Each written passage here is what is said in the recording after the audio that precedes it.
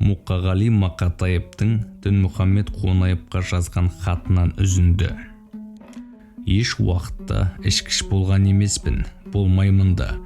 Ал салынып ішкен кісі ешқашан отбасын асырап бала тәрбиелеп ақылға қонымды әлдеқандай әрекет етпейді. Әдетте адамның күнестен гөрі көлеңке жақтары көзге көп түседі. Нәжістің аты нәжіс. Ол адамға, әсіресе мен сияқтыларға бір жұқса жуық арада одан тазару оңайлыққа соқпайды. Өз іс-әрекеттерімде адамдарға ұдайы тауфиқсыз қарап, әсіресе ішіп алғанда имансыздыққа бой ұрып көп қателік жасаппын.